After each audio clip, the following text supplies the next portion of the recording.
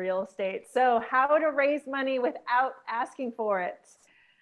Oh, I do this all the time. So how do you raise money without asking for it? So before I go into that, Jerry and Gonzalo and the team were very, very gracious and said a lot about me. So a little bit more about me. I have an awesome husband named Jason. He is amazing and he's all mine. You can't have him. I have 3 amazing kids and a bulldog. I lead with aloha. I live with aloha, and aloha is my motto. I wake up with aloha. If you want, I have a PDF all about it, how you can wake up with aloha and wake up with so much energy in your life and just kill every day just with so much energy and so much love and so much just like all the aloha, all of it. So we're general partners on over 1,100 units in Tennessee, Kentucky, Georgia, Philadelphia, Pennsylvania, Arkansas, and Texas. And I am a host of a podcast called Multifamily Live. So please join me there if you can. So how to raise money without asking for it. Couple things: be Oscar Wilde and not Eminem. Removing imposter syndrome. Be Yoda. I promise you this will all make sense in a little bit. It's not about the money. I'm going to repeat that again because I'm going to drill this into you today. It is not about the money. And leading with aloha. So me, you need a syndicator raising money. And that's me. And that's a lot of you here. So me, I'm a badass mom in multifamily and I'm a syndicator. Eminem, he is not a syndicator. He is not who you want to be. He is too many times do I see, especially new investors, trying to be someone or something that they're not, trying to copy someone or something that you're not. I mean, I really should like replace that image with Grant Cardone. You all know him, love him or not, but you can't be him. You can only be you. So be yourself. Everyone else is already taken. So whoever you are, that is the best person, the best being that you can be in this moment. So first, starting out, you need to build your brand. You need to build who you are. You need to be consistent with your message and you need to be authentic. Just be honest with your track record. A lot of first-time investors and even investors that have been doing this for a while, they're just like, well, I haven't done that much, or I don't have 1,100 units. Well, you know what? I don't have 11,000 units, but that doesn't stop me. When Jason and I first started, we were house flippers and wholesalers. But even before that, and Jason and I are actually owning this right now, we bartended. Yes, we had entrepreneurial like background and we had other things that we were doing, but for the most part, we were bartenders before we got into real estate. And I'm talking right before I got my real estate license back in 2013. I was a bartender. I managed restaurants. So be you. That's who people want to invest with. And this is just, party scene from New York City because I love New York. So be you. I want to celebrate you. I want to invest in you. I don't want to invest. And I've looked at his stuff. I'm not going to invest in Grant Cardone. I want to invest in you. I want to invest in the person that you are. So here's another story for you. And I'm going to go off on a lot of tangents today, so forgive me. So someone asked Jason, and I will leave his name out of this, if we would invest in their deal. And Jason said no. One of his partners came to me and asked me if I would invest in their deal, not knowing that one of the other partners already asked Jason. And I said yes, not even seeing the deal. I was like, I know the numbers have to work, but yes, I know you, I know who you are, I know your track record. And at that time, she didn't have much. But I connected with her because she had started building her brand. She had just started her podcast, but she was consistent with her message. She was consistently educating people. And I wanted to be a part of that. So I said yes. We dug into the numbers. It ended up being a good deal. We exited out of that deal this year. our investors were really, really happy. So again, just be you. So here's a test. And you can do it now or you can do it later, but do it sometime this week. If an investor Googled you, what would that message be? Like seriously, Google yourself. See what comes up. Do your businesses come up? Or does like a college party circa 2010 come up? Like what comes up? You want to start getting Google to show the person that you want to show investors, who is you, but not necessarily the you that you were in college. The you that you want to be now, that professional that you are now, that well-spoken individual, that investor, that person who wants to help people. Show that.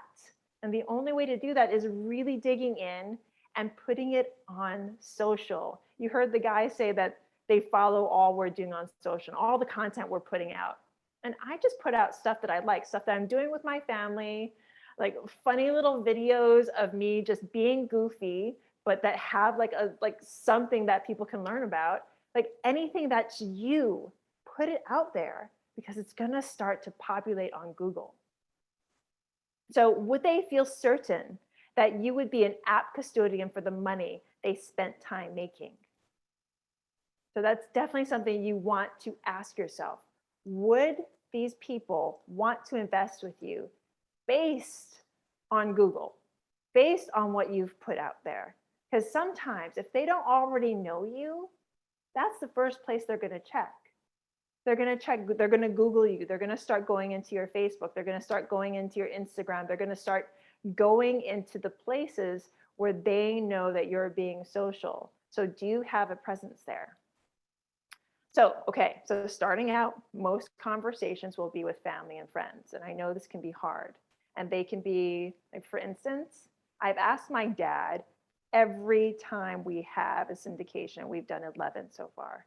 And he says no to every single one of them. And I know why he does it, but I keep on asking because I know at some point that no is going to turn into a yes, or maybe not.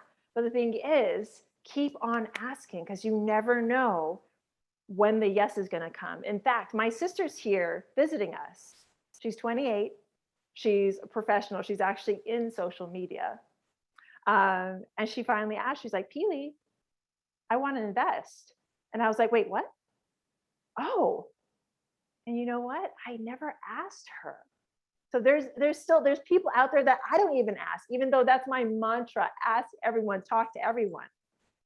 There's going to be people that are going to come out of the woodwork to you, but you have to put yourself out there. So with family and friends, there's less downside.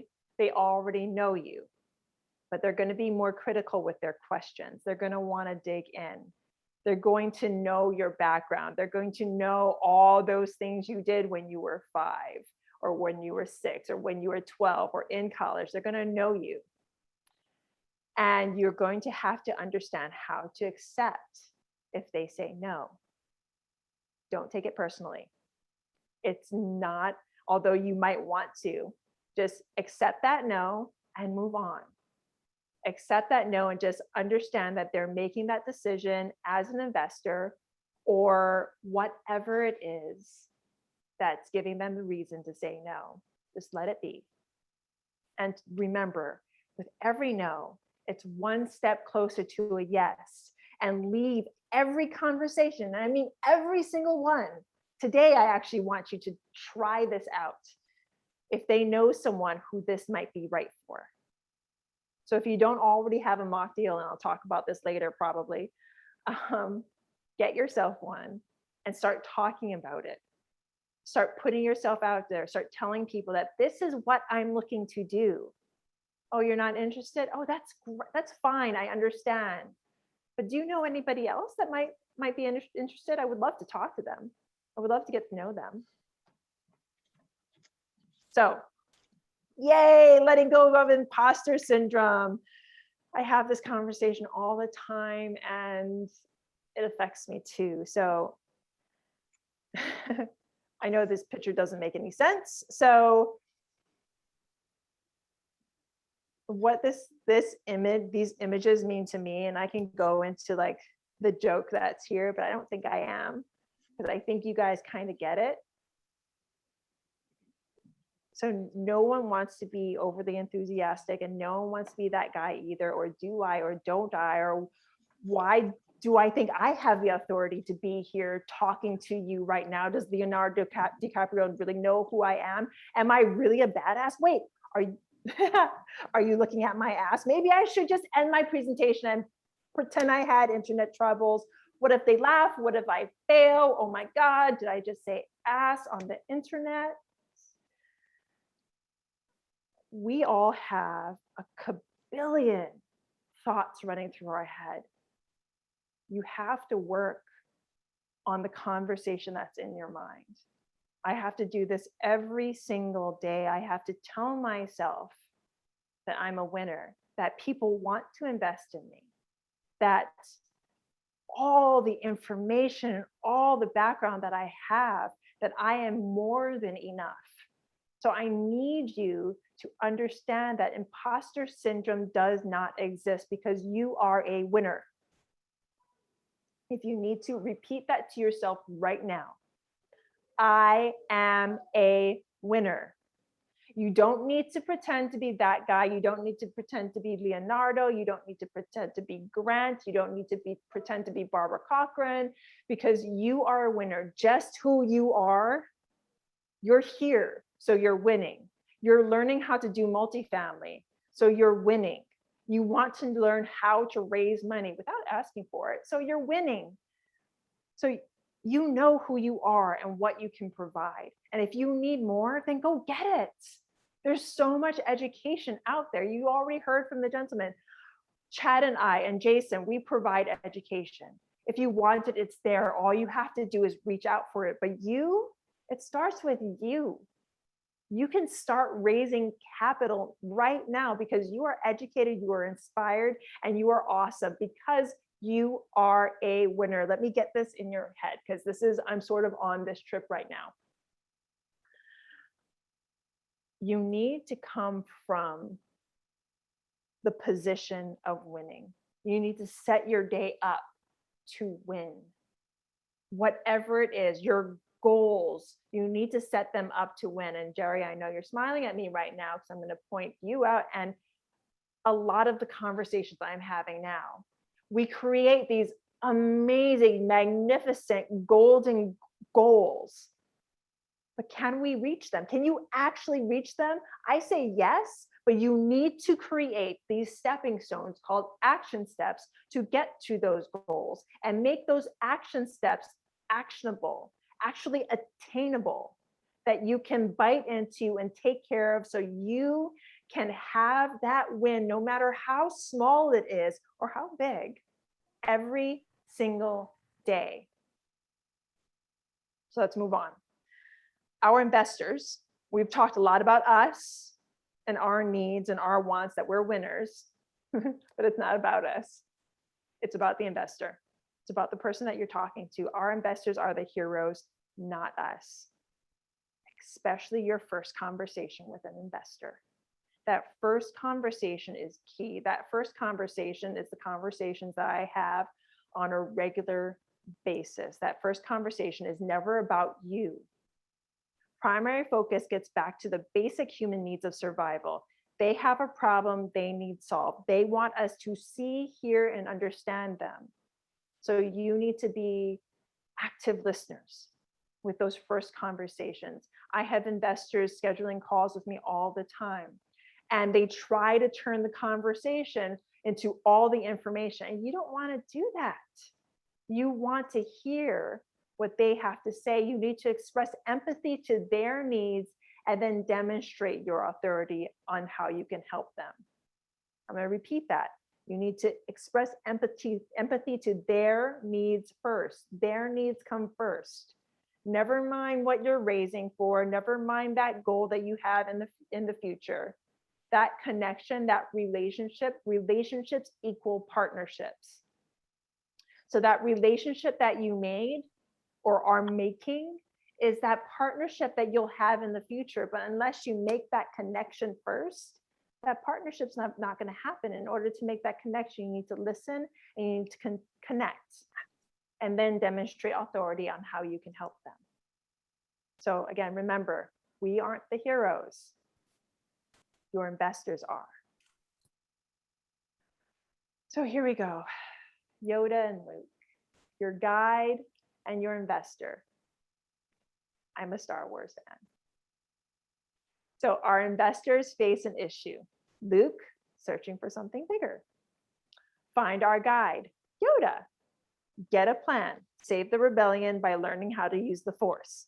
Call to action. Take down the Death Star. Helps avoid failure. Use the Force when all else fails. Find success. Save the rebellion. So here we have a really big goal. We have bite-sized steps. And so you are now Yoda. But now if Yoda had tried to get Luke to find his way to use the Force and shoot down the Death Star in the first 5 minutes of the movie, it would have ended badly. So if I have a conversation with an investor and I'm just like, oh, you know what? I have this amazing investment. You're going to make $1 billion on your money. And these are the things, 506B, 506C, da, da, da, da, da, da, da. If you start pounding that information then from the first 5 minutes, they're not going to want to invest with you because they're going to be confused. So this is the long game. So our proven model for securing investors: educate yourself, which is what you're doing right now. So kudos to you. You've already clicked one off. Yay. Show and prove your brand. We talked about that. Put yourself out there. We can be here for another 2 hours. If you want to talk about branding and social media, that's for another day. Be clear on your message. What's your message? Mine is to live with aloha, to have life with aloha. Most of the time when you see my content, I always end with aloha. So what is it that you end with? Is it you want to be a blessing? I talked to one of our members, Marisol, the other day, and she was like, I just want to be a blessing to everyone. I was like, there you go. That's your message. I want to be a blessing. So be clear on your message. Understand your investors' needs. And then only after you do those 4 steps, help them understand the benefits of investing in multifamily. Those 4 steps first. That connection first. That ability to see what they need. Say they need a quick return on their money. You should know this. Multifamily is not going to be the way to go. Have them connect with a flipper you know, a wholesaler that you know. And then when they're ready, guess who they're going to come back to? You. Because they know you helped them out when they needed that quicker return on their money. And now they'll come to you when they want that long play. Provide a short investor presentation and have that mock deal. And in order to do the presentation, if you want, I don't know if I have it right now, but I do have that mock deal. And once you have that mock deal, just show it off. Tell people what you're doing. Provide that presentation to them. All this done before we actually had a deal in place. So we had this knowledge, all these steps done before we took down our first 94 unit back in early 2017. We did all this work before. We understood that the people that we were talking to, we needed to help them, not the other way around. So imagine again, Yoda is trying to teach Luke the Force while Luke is staring down the barrel of the Death Star. Not going to end well. When you help others, you achieve an awesome result. If you prime your investors and understand their needs and position them to be the heroes of their story, we are all the heroes of our own story. And when you enter an investor's life, you not only become a fiduciary for their money, but you become a guide for their goals. What do they want to do with that money? Understand their needs and position them to be the hero and gain commitment. You can now understand what type of building you can acquire and build your focus back from the money you need to raise. So as you understand and as you start to bring investors into your world, you can start to know what kind of building, based on the money I raised, the money I think I can get from my investors, what building can I get? And from there, you can shoot down that Death Star. Again, just a reminder, if you confuse, you lose. Someone asking for money. Day one, you're proving who you are. You're telling them why they should invest in multifamily, how returns work, a great deal, give me money. No, no, no. And this is all great. A lot of this is trying to educate your investors. And that's great for content, like putting out something that says why to invest in multifamily, or letting them know, hey, I used to be a bartender, but over all these years, this is the education I've amassed. This is the person I am. That's all content. But if you hit them with this at the conversation level, and I'm talking one-on-one conversation with the investor, you're going to confuse them. So don't do it.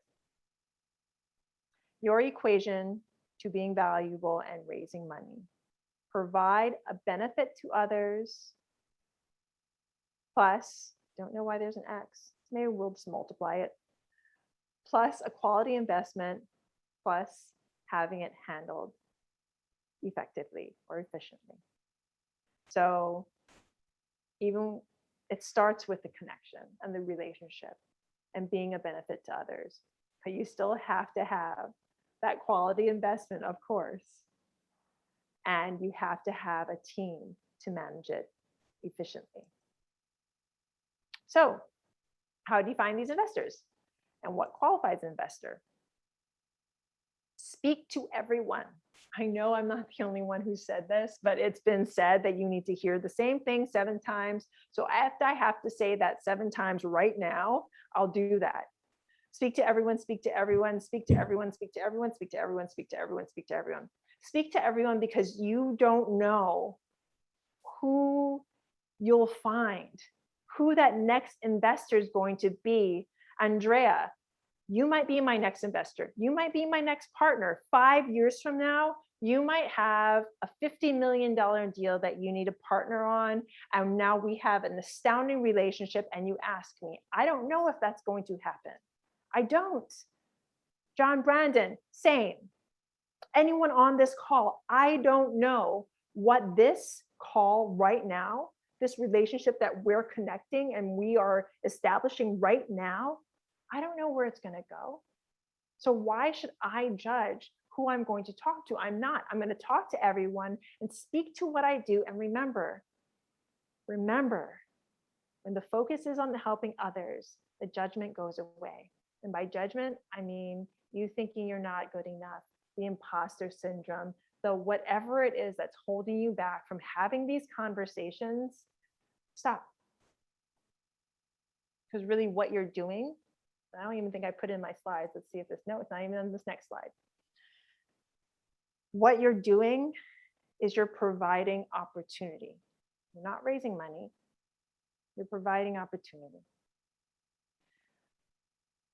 So to go back to what I was talking to you about, no. No isn't always a no. It just might be a no today. A lot of times when I talk to other investors, they ask me how I do it. And a lot of their psyche is coming from, well, what if they say no? What if they say yes? You get to provide an opportunity to them. They get to work with you. So if they give you a no, maybe they aren't ready, or they need more info, or they've just had a setback in their life, or 20 other things that has nothing to do with you or your deal or their mustache. Jason had a mustache thing at one point, and I decided to put that in. I would warrant 50% of the time a no has nothing to do with the actual deal. The long game is more important than trying to close the deal right now. Imagine having 10 great investors who fund every deal. And we have a few of those. We have investors that are just like, call me when you have a deal. In fact, one of our best investors is a former mentor of mine. And I didn't tell him about our first deal. And when he asked me, why didn't you ask me? I actually felt really bad. I started crying. So I was just like, I'm an emotional person. You don't all have to cry when an investor asks you this. But because I realized that I stopped him because he could have made a lot of money in this deal. I prevented him from making money. I prevented him from taking care of his family. Just in that small way. Of course, I didn't prevent him in the large picture, but I could have helped him just by opening my mouth and telling him about what I do. So open your mouth, tell people what you do. So then when you actually have a deal, you have already done the legwork by making valuable contributions to others that you find personally meaningful, and the raise is already done. So all that I've talked about, you don't have to have a deal on your plate. You can start raising money now. In fact, this conversation, everyone that's here, you should be raising money from each other, even if you don't have a dime to your name, because you don't know what's going to happen tomorrow. Talk to each other, raise each other's consciousness, make those connections, and provide opportunity. In fact, I want you to take the raise money out of the equation, provide opportunity to people. Using this system is how Jason and I have been able to raise all the money needed for all the syndications at times in less than a day. And the only way, and I know you hear or see on the interwebs, I'm talking Facebook, Instagram, all the syndicators say, you know what, I put it out there and it was raised in 8 hours. That looks great, but it's because they did all the work that we just went over in this last, I don't know, how long have we been talking? In this last half an hour, 45 minutes. All that work takes months to start, even weeks. You could start today. But that's like the accumulation of their network, of creating something. And that's how they can say, oh, I did it in 8 hours. They didn't do it in 8 hours. They did it in 8 years. They just had the people in their list that they could just call up because of all the work that they did. So if you got nothing else from today, I mean, nothing else, just remember this. Lead with aloha. Winner you are. Thank you so much. Oh, Pili, awesome job. I don't even know where to start. I'm going to try to, I guess, throw a few questions of my own that I have. So I love how you put out there how you had those steps of following. You must complete the 4 before you get to the next one. And one of the first ones was really putting yourself out there, right? Mm-hmm. Putting yourself out there, what you're doing. That way, when you do get to the point of potentially, introducing yourself to an investor, they actually can go and Google your name, right? And stuff should pop up. And all this stuff that you're putting out on social media, things that you're doing, multifamily, maybe rehabs on project, that'll come up and it'll get them to know you a little bit better. So that being said, I mean, is that kind of the structure, the way that you kind of can guide people as far as like trying to get themselves out there so that way people can kind of back up and look at them and get a little bit of history on them? So it just depends on where you are in your journey, right? So at this time in my journey, I have investors calling me, or I put myself out there on Instagram, on Clubhouse, on Facebook, and that allows people, you're giving people permission to contact you. And even if you don't have any multifamily experience or very little or all the experience, then just start there. They called you for a reason. They connected with you for a reason. Start with that. Start with how that connection was made. Like I'm going to tell you, it's not really a secret. So I do all the first conversations. Like hardly anyone talks to Jason first, because I'm just like, I want to have those conversations. I want to make those connections with people. And then I bring in Jason. Mm-hmm. Because I like that. I love connecting with people. I love making that connection and figuring out how I can help them, if I can help them. And chances are I can, because chances are if you have been in this world for a while or know people or it's sitting here in this amazing room, then you know someone that can help. That's someone that you're talking to. Like I said, like most typical thing that happens is that, you know what, Pili, I actually have, I only have like 15 that I feel comfortable in investing. What do you think I should do with that? Oh, you know what? You should call up my friend Chad King, who still has a flipping and wholesaling business. My friend Bill Allen, who still has a flipping and wholesaling business. My friend Becca Shea, my friend ... who can give you a quick return on your money. And I explained that before. But just figure out and have ways that you can help people. And again, make those connections. Did I answer your question? I believe you did. Yes. And by the way, I did love the Star Wars analogy there in the link. Truly appreciate that. I wish I had. We just got back from Disney World, and every day my children got to buy one toy. So one day my children bought all their toys, and then we walked by that place where you can actually make your own lightsaber. So my son was like, "Can I have a lightsaber?" I was like, "You just bought your toy. You know what? Mommy's gonna make a lightsaber. I got a double purple lightsaber." It's pretty epic. Anywho, you didn't come here to talk about lightsabers. Awesome. But anybody else? I do have maybe read off some questions from the chat, or if anybody wants to chime in, Jerry can unmute you and go ahead and ask any questions you may have. I'm reading the chat. Okay. Let's see, Rowena, awesome. See, Rowena is taking my advice. She's putting herself out there. She says, Rowena Augustin here from True Purpose Capital. I love that name, by the way. Looking to provide opportunity. Have a deal, an amazing opportunity coming down the line. So simple. She doesn't have to say what deal. She just says, this is me. This is my company. I have an opportunity. Please reach out. So everyone, please reach out to Rowena. Hear what she has to say.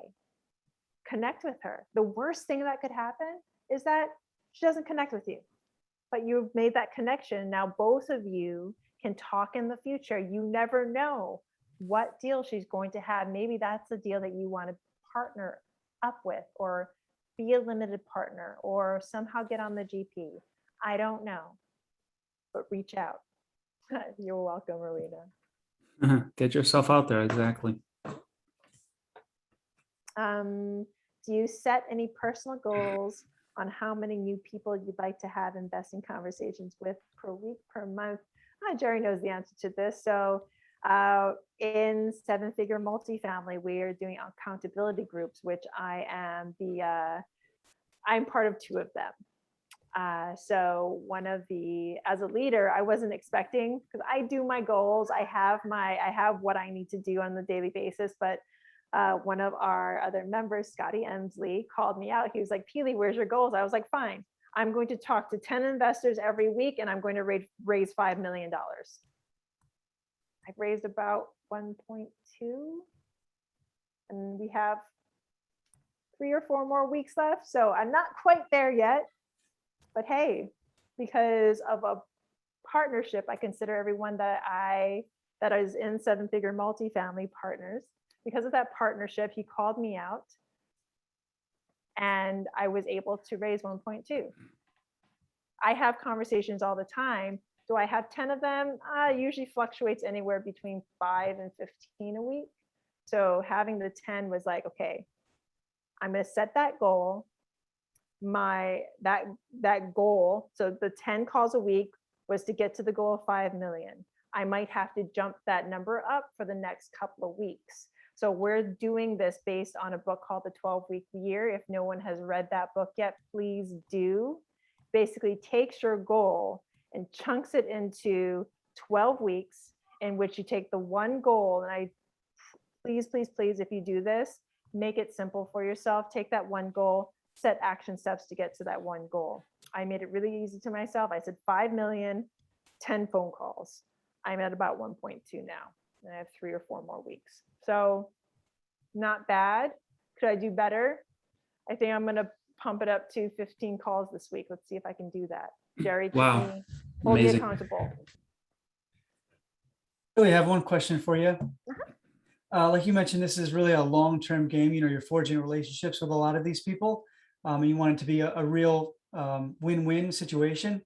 And one of the questions I have is, let's say that you meet somebody, you know, you build that first initial touch with them. And this may not be the right time for them, but they are interested. How often would you follow up with someone? Because what I don't want to become, or, you know, my fear would becoming the guy who, you know, calls all the time, the multifamily nerd who's always calling and gets iced. I don't want to be the, you know, ice mark guy, basically going straight to voicemail guy. So how would I avoid that? Is it setting up, you know, on that initial call, or maybe follow-up calls? Hey, I'm going to reach out to you in 3 months, 6 months and see how you're doing, or how would you approach that? You kind of answered your own question. Like if you need to put them on a CRM, we simply use Google Sheets, or I just use Google Sheets right now until they actually go into our investor portal. And a lot of people do, even though they don't invest, they'll go into our investor portal, which is InvestNext. And that actually keeps track of all the times we send out a newsletter.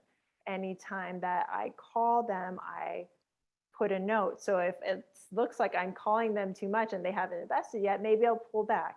Or maybe I'll just send them an email saying, hey, how's it going? This is Pili. Just wanted to check on you. How's the kids doing? Your potted plants still alive? I actually have sent that email out.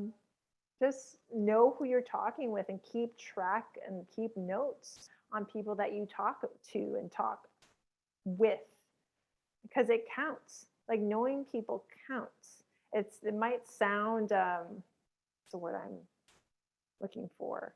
That's right. Dry by keeping notes on people, but that just proves that you care.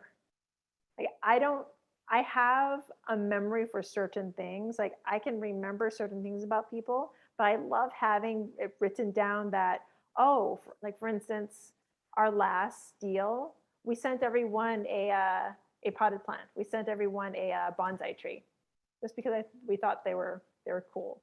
So that's a great conversation starter. Oh, by the way, how's your bonsai tree? And we have another deal in the works. Makes people laugh, makes people realize, oh yeah, that deal is going really good. Oh, they have another deal in the works.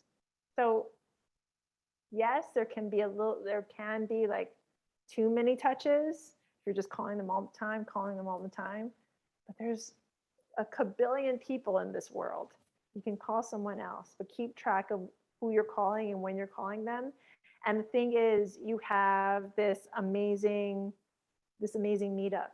So chances are, just put them on into your network and make sure they're getting your emails. I hope that answers your question. Absolutely. Thanks. Perfect. On that topic, I know for us, what's helped us out immensely in order to kind of remember all these conversations, because it's literally, for me anyways, it's impossible to kind of remember all the conversations that you're having with brokers, with investors, with property managers, for example, and try to, so we put a CRM. So what CRM is a customer relations management tool. And there's a lot of free ones out there. If you guys have any questions on any the ones that I use or ones we use, reach out to any one of us. We can definitely provide you a source for that. But Google Sheets is also an amazing tool for starting out in order to kind of keep tabs on initial conversations, names, and things like that. So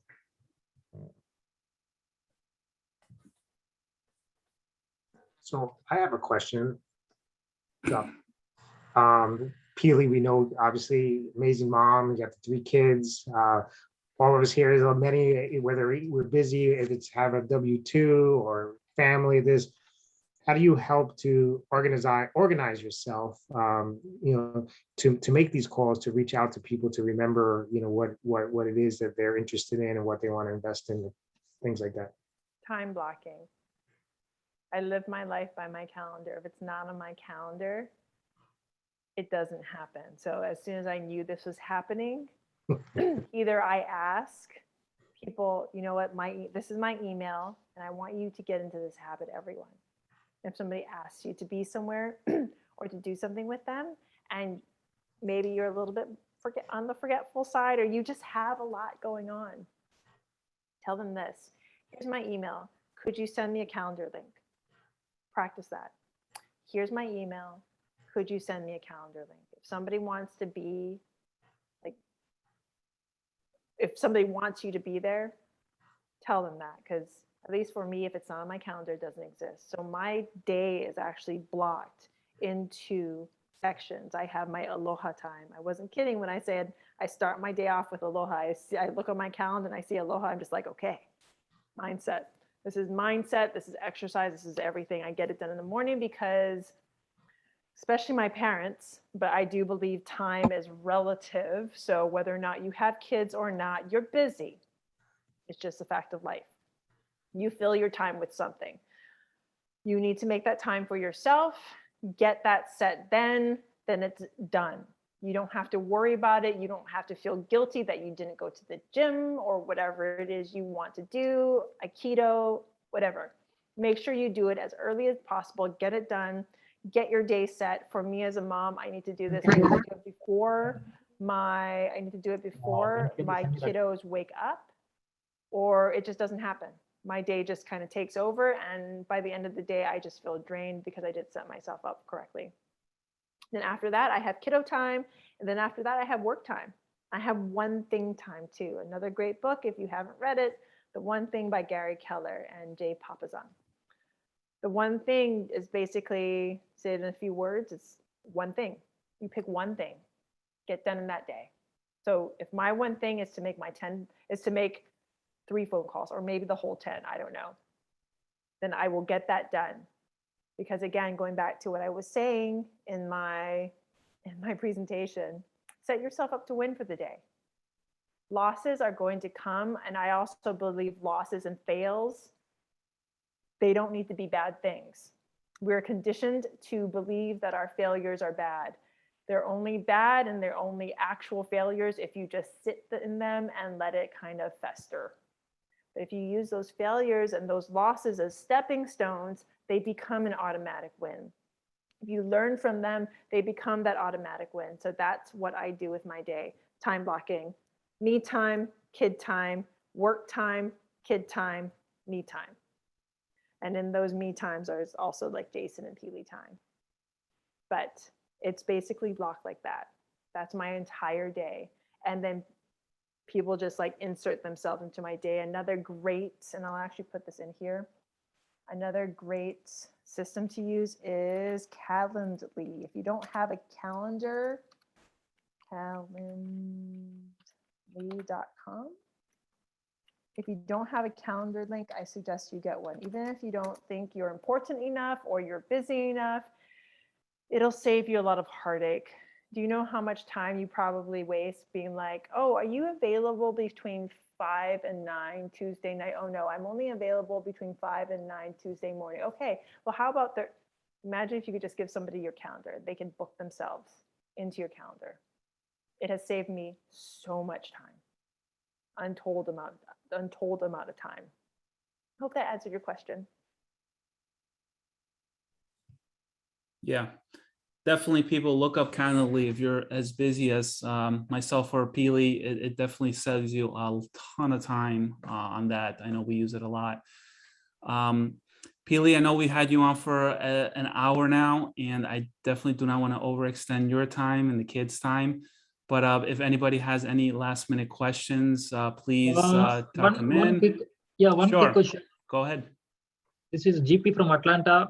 So I'm kind of new to this multifamily whole thing. I have some single family things going on in Atlanta. So I was just wondering, like, how do I get started with my full-time job, and is it really worth doing a deep dive into this multifamily thing? Maybe, just a newbie question, That's a great question, and one I get a lot. How do you dive into it? Is it worth diving into, and how do you get started? I'm going to give my version of the answer, and then I would love to hear from the gentleman here because we all got started a certain way. So I started flipping and wholesaling, got into multifamily because I saw that it was the next level. I wanted that long-term hold, that long-term money. And above all, with multifamily, I get to help more people. I get to help more investors. I get to help more tenants. I get to help more people live in cleaner, safer places. So for you, again, it comes back to the connection, right? So we just met. I'm not sure about your background. I'm not sure about your financial needs. I'm not sure about a lot of things.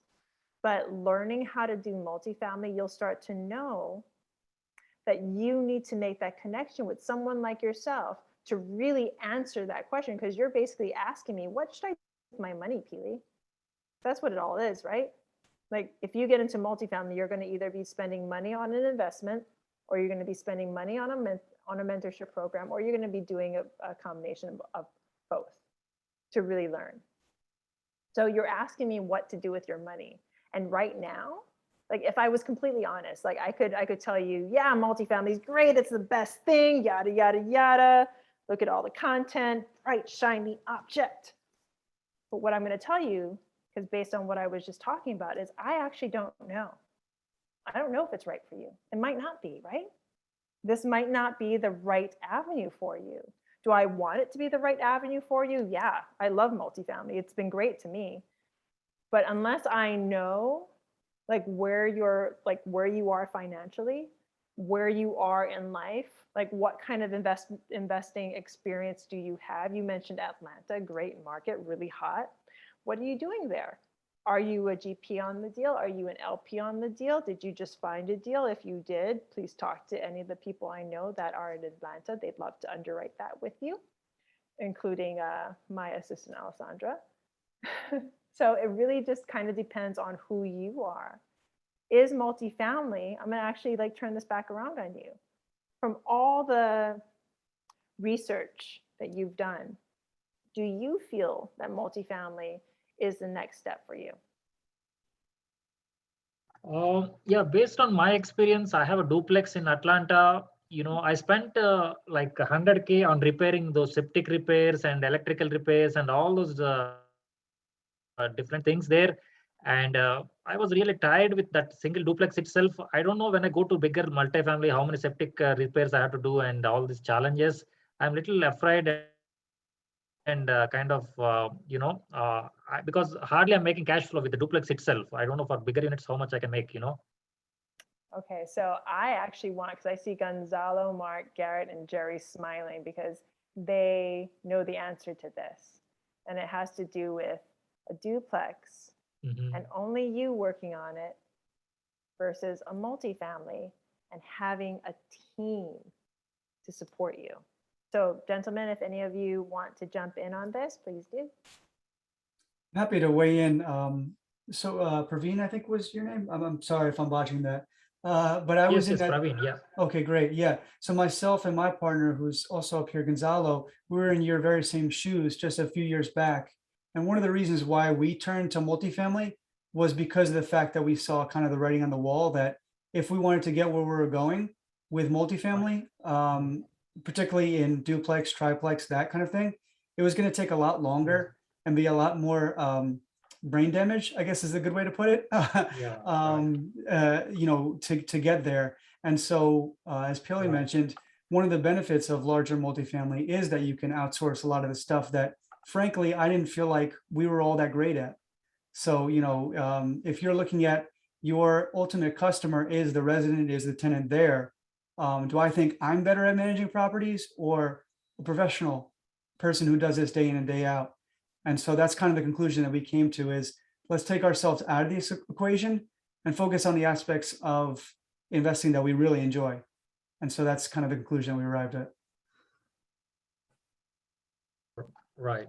Yeah, that makes sense. But, I saw some of the mentors charging 50,000, 100,000 for this education. I don't know if that is right thing to do. I cannot afford 50K to 100K for education, So I can answer that. It just kind of depends on again, comes back to connections, right? Yes. So do you connect with that mentor? Can you actually talk with them, like get on a phone call with them? Can you understand who they are, where they come from, maybe where that 100, that 50 is going, that they want you to pay them? Like, do they have an entire crew that's working with them? What does their program Yeah, look like? Who are their students? Are you able to do that type of research?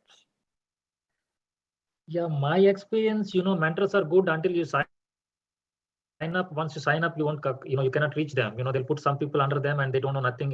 It's a big challenge. One of my friend lost 50,000 just like that. And I understand that. That's why I give away so much of the information that I know for free. Right. That's why I put out so much content, because if you really wanted to, you could do Right. it without a mentor. And I'm going to be completely honest. I am one of the owners and founders of 7-Figure Multifamily. That's a mentorship program.